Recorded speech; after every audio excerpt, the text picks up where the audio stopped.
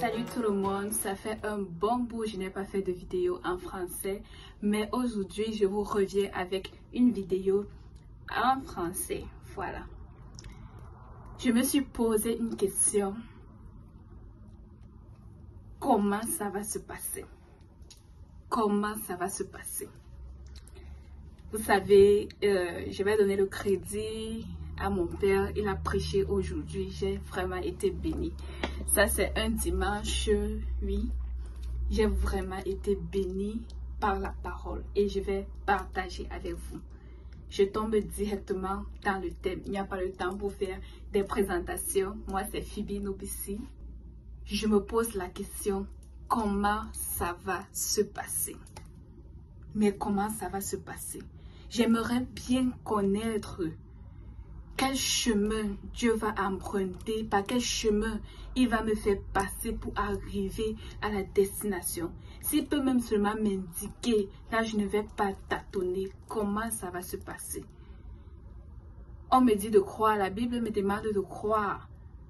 Oui, que la foi est une ferme assurance des choses qu'on espère, une démonstration de celles qu'on ne voit pas. Je veux bien croire. Je veux bien croire Dieu. Je veux bien croire qu'il a les plans de bonheur pour moi. Mais comment, Dieu, dis-moi comment ça va se passer? Quelle route tu vas emprunter? Dis-moi comment ça va se passer. Est-ce que c'est tel travail? Est-ce que ça va se passer par telle école? Ou ceci ou cela? Comment? Quel chemin tu vas emprunter? Il y a une personne dans la Bible qui s'est posé cette question. Et c'est dans Luc 1, verset 34 à 35.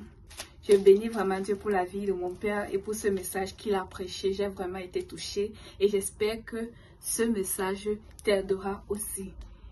Luc 1, 34 à 35, il s'agit de Marie, la mère de Jésus. Nous la connaissons très bien. Et Dieu est venu... L'ange est venu lui parler que tu seras enceinte, tu auras un fils, il s'appellera Jésus et tout ce que nous connaissons. Verset 34 dit, Marie dit à l'ange, comment cela se fera-t-il? Puisque je ne connais point d'homme. Comment cela se fera-t-il puisque je ne connais point d'homme? Et par la suite, on peut dire, heureusement pour elle, elle est revenue en elle à la fin parce que l'ange lui dit, le Saint-Esprit viendra sur toi et la puissance du Très-Haut te couvrira de son ombre. C'est pourquoi le saint enfant qui naîtra de toi sera appelé Fils de Dieu. Verset 37 dit, car rien n'est impossible à Dieu. Comment ça va se passer? L'ange dit, car rien n'est impossible à Dieu. Et verset 38, Marie se ressaisit et dit, je suis la servante du Seigneur, qu'il me soit fait selon ta parole. Et l'ange la quitta. Comment ça va se passer? C'est une question que je me suis déjà posée tellement de fois dans énormes circonstances. Comment ça va se passer? Je me retrouve dans une situation comme ça, je ne sais pas. Il y a des troubles par-ci, des troubles par-là, la situation économique instable, les coûts augmentent, des marchandises augmentent ici, par-là, le coût de vie augmente et ma situation ne change pas. Comment ça va se passer? Comment je vais pouvoir gérer? Comment ça va se passer?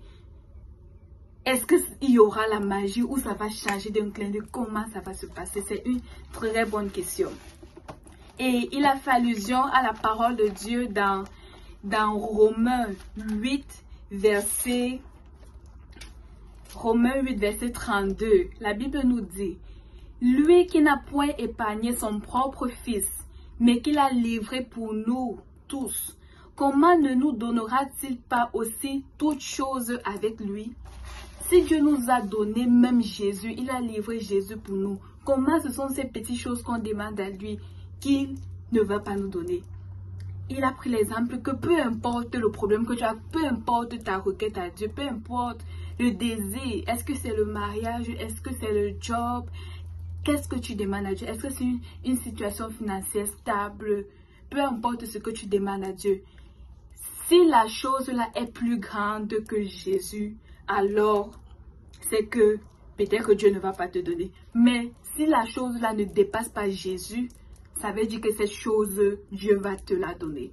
Ce n'est qu'une question de temps. Sois juste patient et au moment opportun, Dieu va te donner cette chose.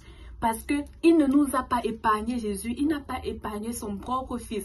Il a livré son fils Jésus pour nous. Est-ce que c'est ce que nous on demande à Dieu là, qui ne va pas nous donner? Ça ne peut pas le dépasser. Ce qui peut empêcher qu'on reçoive, c'est la perte de confiance en Dieu. C'est si avec les difficultés, avec les circonstances qu'on traverse, on perd confiance en Dieu. On dit que Seigneur, depuis là que je suis avec toi, ma vie n'a pas changé. Quand ma vie changera, moi je désespère même déjà. Ce qu'on prêche même à l'église là, je suis sûre que c'est pour les autres. Moi, ma vie depuis que j'ai fait 16 ans, je suis chrétienne, je vais à l'église tous les jours. 18 ans, je suis chrétienne, ma vie ne change pas. Moi, je sais que ça c'est pour les autres. Moi, je viens juste pour faire le maintien. Mais sache que si Dieu a livré Jésus pour nous, il n'a pas épargné Jésus. Ce n'est pas ce que tu veux là qui va le dépasser. Il veille sur sa parole pour l'exécuter. Mais ce qui peut empêcher, c'est le fait qu'on ne croit plus. Oui, nous devons toujours garder confiance en Dieu.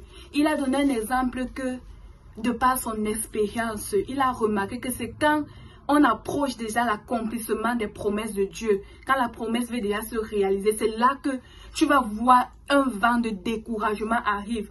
Toi qui avais prié, toi qui avais jeûné, toi qui avais persévéré, tu t'étonnes que tu dis que non, le tout, c'est moi, je suis fatigué. Moi, j'abandonne. I give up. J'abandonne totalement. Pourtant, tu étais à un iota de ta bénédiction. C'est toi qui m'écoutes, tu étais sur le point d'abandonner. Dis que le tout, sinon, à cause de la vidéo que je regarde aujourd'hui, diable, tu as menti. Je n'abandonne plus. Je n'abandonne plus mes études. Je vais sauf que continuer. Je vais sauf que continuer. Si je vais échouer la matière là, ce semestre, je vais réussir au rattrapage. Même si j'ai échoué cette année l'examen, l'année prochaine, je vais prendre ça. Je n'abandonne pas. Je n'abandonne pas. Même si ton âge a avancé, tu vas te marier parce que Dieu a dit, tu vas le faire. Certains m'ont dit que leur âge est avancé et qu'il se fait trop tard. Ça, c'est pour d'autres personnes. Nous avons eu le cas d'Abraham dans la Bible. Il a pris le cas d'Abraham dans la Bible. Il était vieux, Sarah était avancée en âge. Et l'ange est venu dire que Sarah sera enceinte et elle va accoucher. Elle était tellement vieille que, tu sais, nous savons tous qu'à une certaine période pour la femme, c'est presque quasi impossible d'accoucher. Je pense après la ménopause, quelque chose comme ça. Au point où elle a ri, que ouais, elle a ri. Et l'ange lui a demandé que tu ris quoi. Elle a même menti que non, je n'ai pas ri. Mais l'ange a su qu'elle avait ri. Parce qu'elle ne croyait plus. En fait, ça l'amusait même que... Non, c'est tous les mensonges qu'on a pu imaginer. C'est le mensonge ici que toi tu as voulu venir dire à mon mari que moi je serai enceinte et que l'année prochaine j'aurai l'enfant. Là, je lui ai dit, même si tu ne crois pas, c'est scellé. C'est scellé, ça ne dépend pas de toi. Dieu a décidé, il va vous visiter. Et la même période, l'année prochaine, tu auras un fils. Tu auras un fils. Si il a pu faire ça pour Sarah et elle a accouché, toi, tu as quel âge? Tu dis que c'est trop tard. C'est trop tard quoi? Dieu va accomplir sa promesse dans ta vie pourvu que tu crois. Pourvu que tu aies la foi. Pourvu que tu aies la foi parce que Dieu change les circonstances. Dieu peut faire des circonstances ce qu'il veut. Même si tu penses que tu n'es pas dans des circonstances appropriées ou adéquates à l'accomplissement des promesses de Dieu, sache que Dieu peut faire changer des circonstances en ta faveur. C'est le cas palpable de Joseph. Qui aurait imaginé que ses frères l'ayant vendu? C'était comme ça le chemin de Dieu pour l'amener à la royauté. Qui aurait imaginé même dans le pays d'Égypte que le premier ministre devait sortir de l'esclavage, devait être un esclave, donc un rapatrié, un vendu, qu'on a vendu comme on vend la marchandise. Vous voyez comment on vend le pain de 100 francs ou le pain de 200 ou de 1 dollar là.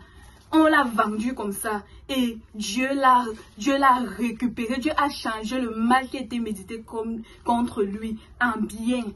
et il est devenu premier ministre. Qui aurait imaginé que Dieu aurait changé cette histoire? Vous voyez, à 17 ans, ses frères l'ont vendu.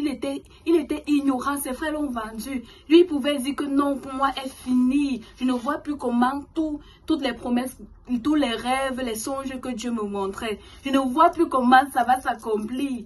Mais il a gardé la foi. Il a continué à faire ce qu'il savait. Il a interprété les songes. Il a continué à être excellent.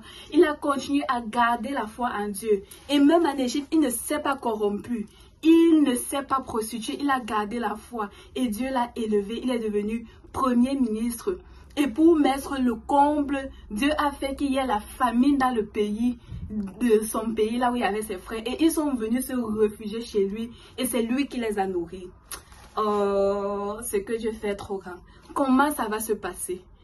Et il nous a dit dans la parole, en prêchant aujourd'hui, que comment ça va se passer ne doit plus nous inquiéter. Ça ne doit même plus faire partie de nos plans.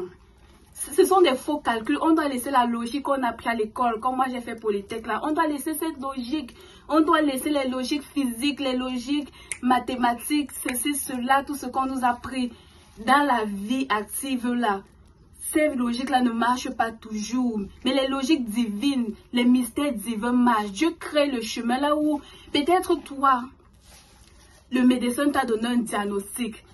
Peut-être que ça t'a fait trembler, ça t'a fait perdre la foi. Du coup, oh, peut-être que ma part est finie, ma part c'est déjà la fin comme ça. Non, c'est au moment de déclarer que oui, voici ce que les médecins disent, mais le Dieu dit que je suis guéri. Je déclare que je suis guéri par le nom de Jésus. Les promesses de Dieu pour moi sont des promesses de paix, de bonheur, comme il le dit dans Jérémie 29, 11. Les promesses de Dieu sont des plans de paix, de bonheur, un avenir. Tu as un avenir, tu as l'espérance. Ce n'est pas la maladie, ce n'est pas ça. Donc tu ne dois plus maintenant désespérer, mettre tous tes calculs que non, pour moi c'est fini. Non, non, non, non. Au contraire, c'est le moment pour toi de dire que ok, voici ce que les médecins disent. Mais voici ce que Dieu dit de moi. Voici ce que Dieu dit de moi, que je suis une génération choisie, que je suis un sacerdoce royal, une race élue, appelée pour montrer son excellence. Tu es élu avant la création du monde. Comment les promesses de Dieu se réaliseront dans ta vie ne doit pas te concerner. Ne réfléchis pas à ça parce que tu peux perdre la tête, parce que tu vas réfléchir de matin à midi, tu regardes ta situation, tu dis oh, encore un nouveau jour sous le soleil. Comment je vais faire? Tu ne sais pas. Il y a des nouvelles difficiles par-ci par-là. Mais l'Éternel est ton berger. Tu ne manqueras de rien. Même si tu marches dans la vallée de l'ombre de la mort, tu ne crains aucun mal. Parce que le Seigneur est avec toi. Il y a des anges qui sont autour de toi pour s'assurer que tu sois en bonne forme. Oui, maintenant tu vas te demander pourquoi donc Dieu laisse que je passe par des situations extrêmes. Pourquoi il laisse que je passe par des situations si compliquées. C'est juste pour que sa gloire resplendisse, c'est tout. C'est juste pour qu'il ait la gloire dans tout ce qui se passe dans ta vie. Il a dit, il y avait un enfant aveugle de naissance dans la Bible. Les gens ont demandé est-ce que ce sont ses parents qui ont péché? Est-ce que c'est lui-même qui a péché? Je crois que c'est Jean 9, verset 1 à 3. Mais Jésus a dit que non, c'est afin que les œuvres de Dieu soient manifestées. C'est afin que la gloire de Dieu se manifeste dans ta vie. Dieu est le Dieu des cas compliqués. Il veut se manifester dans ta vie. Maintenant, ce que tu as fait, tu connais. C'est garder la foi, c'est de persévérer, c'est de croire en Dieu et de garder confiance en Dieu. Et le reste, Dieu te surprendra. Bon dimanche, bisous, bye bye.